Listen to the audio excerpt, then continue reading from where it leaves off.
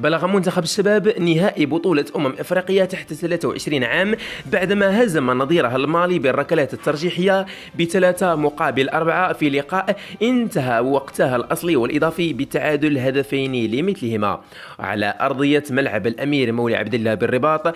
أنهى أسود الأطلس الشوط الأول من المباراة متقدمين بهدف سجله زكريا الوحيدي في الدقيقة 14 قبل أن يعادل مامادي ديامبو الكفتين بإحراز هدف مالي في الدقيقة 66. واستمر التعادل حتى نهاية الوقت الأصلي لتذهب المباراة إلى الأشواط الإضافية، حيث نجح أمين الوزاني في منح المغرب الأفضلية بهدف آخر في الدقيقة 108، لكن الماليين ردوا سريعا وأدركوا التعادل عن طريق آيسوفي مايغا في الدقيقة 116.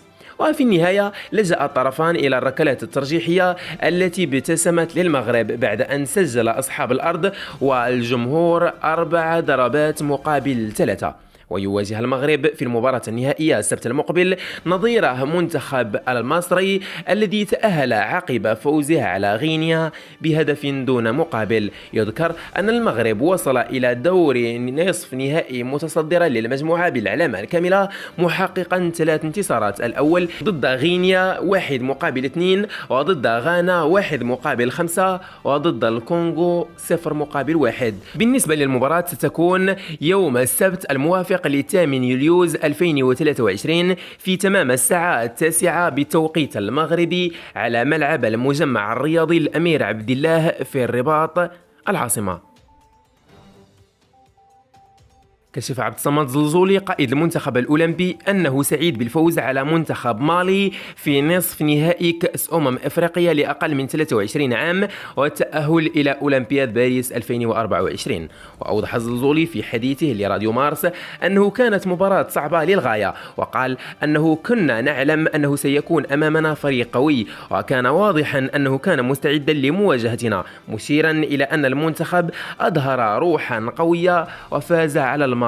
وبشأن التحديات التي واجهها خلال المباراة قال: لا يمكن أن أكون في أفضل حال في كل مباراة متابعا، لكن المهم أن أعطي كل ما لدي من قوة في المباراة، وهذا ما ساعد فريقي على الفوز ضد منتخب مالي القوي. وأردف زلزولي: أشعر دائما أنني بين عائلتي في منزلي عندما ألعب مع المنتخب المغربي، وأنا متحمس لخوض المباريات وأستغل هذه الفرصة لتقديم هذا التأهل للملك محمد السادس الذي يوفر لنا دائما كل الإمكانيات. أما فيما يخص المباراة النهائية ضد مصر فقال الزلزولي: لا أعرف الكثير عن منتخب مصر، لكن المهم بالنسبة لي هو أننا سنستعد لمواجهة أي منتخب بغرض الفوز عليه، وأعد الجماهير المغربية بأن نحتفظ بالكأس المغربية.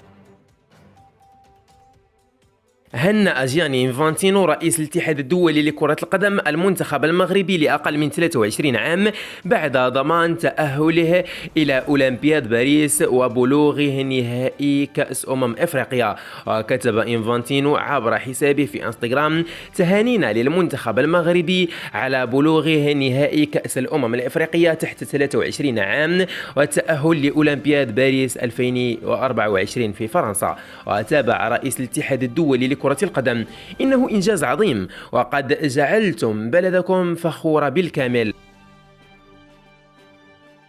بات إلياس بن صغير موهبة موناكو الفرنسي قريب من حمل قميص المنتخب الوطني المغربي بعدما ظهر هذا اللاعب في المنصة الرسمية لملعب مولاي عبد الله بالرباط يوم الثلاثاء وهو يتابع مباراة الأولمبيين المغربيين ضد منتخب مالي لحساب نصف نهائي بطولة كأس أفريقيا تحت 23 عام. وأكد بن صغير وفق مصادر إعلامية أنه حسم قراره بارتداء قميص المنتخب المغربي بعد اقتناعه التام بمشروع وليد الركراكي. كما تجري الجامعة الملكية المغربية لكرة القدم اتصالات مكثفة مع إلياس حسني موهبة فريق باريس سان جيرمان الفرنسي من أجل استقطابها أيضا بتوصية من وليد الركراكي مدرب المنتخب. وبات اللاعبان بن صغير وحسني من المرشحين لارتداء قميص المنتخب المغربي في بطولة كأس أفريقيا 2024 التي ستقام في ساحل العاج وكذلك أولمبياد باريس 2024 شرط تغيير جنسيتهما الرياضية